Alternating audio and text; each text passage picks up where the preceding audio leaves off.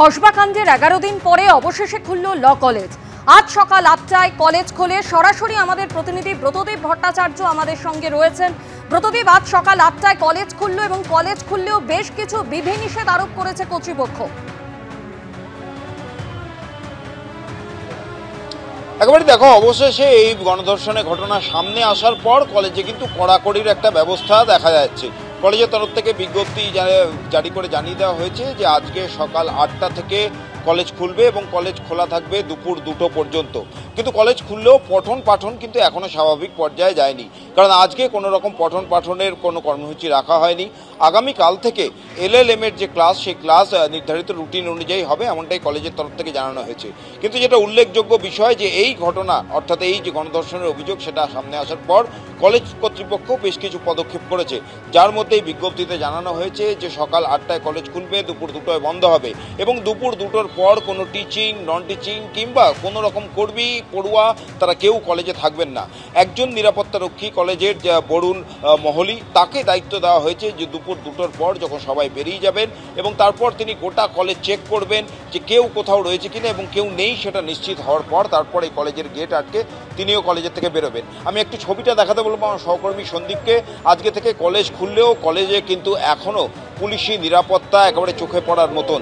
Guardrail দিয়ে কলেজের gate ঘিরে রাখা হয়েছে এবং দেখতেই পাচ্ছ প্রচুর পরিমাণ পুলিশ কিন্তু মোতায়েন করা রয়েছে এই কলেজে। তার মধ্যেই আজকে থেকে কলেজের কিছু কাজ শুরু হচ্ছে, যেটা বলা হয়েছে কলেজের তরফে যে ফার্স্ট সেমিস্টারে যাদের এখনও ফর্ম ফিল আপ বাকি রয়েছে তারা শুধুমাত্র আজকে আসবে। আগামীকাল থেকে LLM এর যারা পড়ুয়ারা রয়েছেন তারা আসবেন, স্বাভাবিক ছন্দে সেই LLM এর ক্লাস হবে।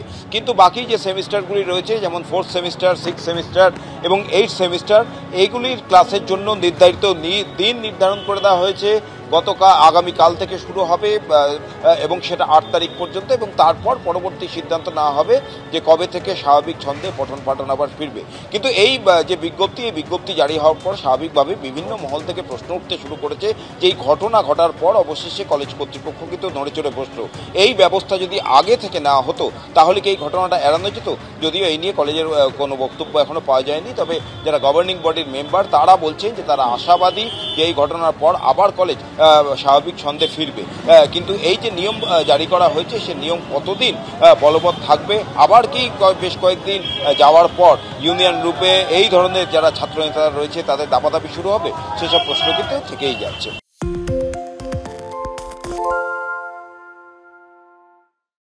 সত্য অন্তহীন, সত্যের খোঁজও তাই, সত্য সন্ধানে তাই আমরা অক্লান্ত, অকুতভয়। এবিপি আনন্দ নতুন ভাবনার প্রতীক, যা মনে মুক্ত, তথ্যে যুক্ত এবং যাবতীয় সীমানার বাঁধন থেকে মুক্ত। সীমা না শব্দটির মধ্যে লুকিয়ে আছে মানা শব্দটি, যেন চোখ রাঙানি এক অদৃশ্য বেড়াজাল, যা আটকে রাখে আমাদের এক ছোট্ট গণ্ডির মধ্যে।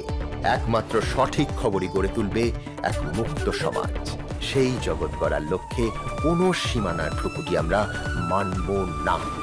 এবিপি আনন্দ এগিয়ে থাকে, এগিয়ে রাখে।